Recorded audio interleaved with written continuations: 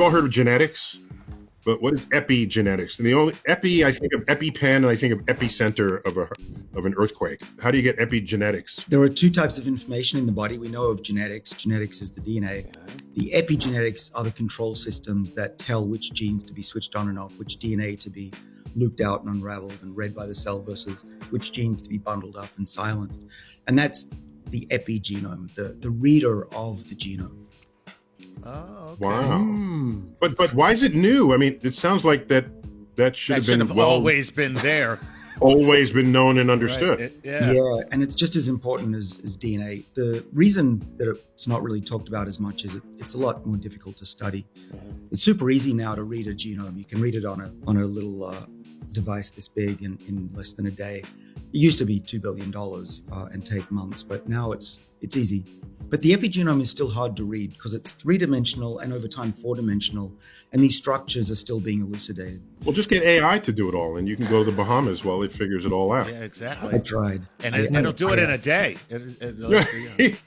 Okay, guys. Well, I think there's something to take away here. I do like this topic, but I will say that this is not a call to action to go get your genome map. No, I don't think that's the case at all. I think the call to action has to do with what are these switches that he's referring to as epigenetics. So maybe the analogy works where genetics are what loads the gun, right? Your epigenetics is what pulls the trigger. So your lifestyle dictates a lot of what your genes are already predisposed for. So here's a personal example, and I hope this can relate to some of you out there because it's concerning and sometimes a little bit scary, but I find now the more that I know about it, the more kind of hope and relief I have too, thinking about it. So my father actually died with colorectal cancer. His first diagnosed with that. His health started to deteriorate in other ways, and he ended up dying from heart disease. But the colorectal cancer aspect is unique because I thought about his lifestyle. And early in pharmacy school, I tried to make an intervention, but it was often charred foods, a lot of grilled, charred foods. I remember barbecue chicken constantly with him. And I just remember thinking, man, those are high in carcinogen. And I remember alcoholism, sedentary lifestyle, ultra-processed food. If I or my father were genetically predisposed to colorectal cancer, he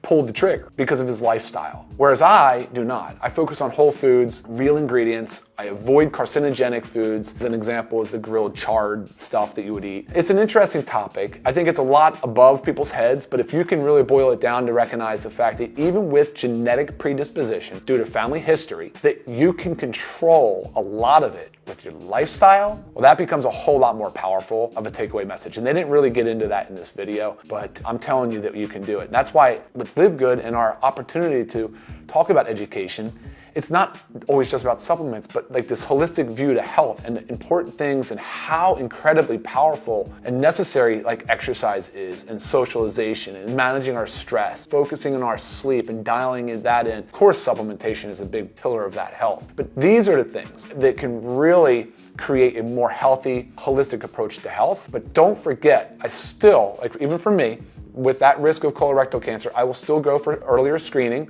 I will still go in for checkups. And I encourage you guys all to do the same if you suspect that there's a genetic predisposition. If you're looking to take control of your health, like I was, it's actually pretty easy. I will say that it's not taking control of your destiny, but it's having a say in it. And the first things first, find a medical provider and get your screenings. The best first thing you can do. But then right away, you need to incorporate lifestyle measures. So lifestyle medicine is unique, but for me, I view it as 6 main pillars. Number 1 is socialization, and these aren't in any real particular order, but socialization is important. Like being socially isolated is detrimental to our health. So engaging with our community, engaging with our peers, our friends, our family, becoming more active and just doing things more socially has been shown to benefit our health. There's ways to get more involved. You can say join a community event. You can find a neighbor and take a walk after meals. These are just great ways to increase our social interaction. Obviously been shown and demonstrates good health outcomes. Then of course there's sleep optimization. I'm a huge proponent of this, but I can't talk about sleep without addressing stress because there is a link between the two. So optimizing our sleep, putting a lot of effort into it, learning about the benefits and the things you can do to set yourself up for a beneficial sleep. You gotta really be disciplined. Like for instance, a couple things there would be no blue light at least 2 hours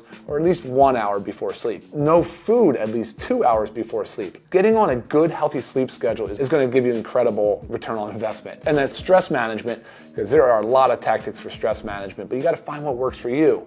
Whether it's journaling, which has been shown to be very powerful, whether it's talking to a therapist, maybe just a certain exercise routine like yoga that you enjoy doing. Incorporating more of these tactics into your daily lifestyle can be very beneficial as well. And then we can talk about supplementation. Supplementation is so powerful. We know that people are deficient, even for the ones that eat healthy. If you drink alcohol or if you drink caffeine, if you're exercising, if you're stressed, if you're taking medications, most commonly it's that 92% of people are deficient in at least one vitamin mineral. So supplementation is actually very, very important. There's of course exercise. Guys, we need to be moving our body, and it depends on your personal abilities. Getting involved in sports and the gym and group fitness, these are all things that are absolutely worth your time, worth your effort. You'll feel incredible and actually can bring more energy throughout your day. And finally, there's nutrition. Food is medicine. About everything that we talk about is how powerful the food choices we are, how they can affect our health outcomes. So please choose more healthy food options, whole foods, real ingredients. Eat the foods under the rainbow.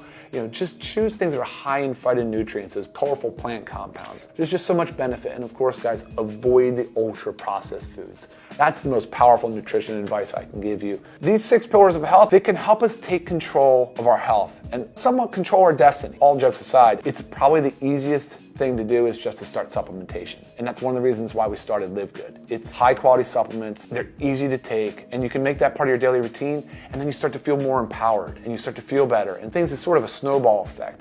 And then you can start incorporating some of these other healthy lifestyle measures, and then you're taking a more holistic approach to improving your health. So if you're ready to take control, maybe take some of the weight off your shoulders. Remember the 2 steps. Let's get our screening done. So get our blood work done, get established with a medical provider, and then secondly, incorporate these lifestyle measures. Specifically, get started on supplementation. That's gonna be the easiest, lowest hanging fruit so that you can start to feel better every day.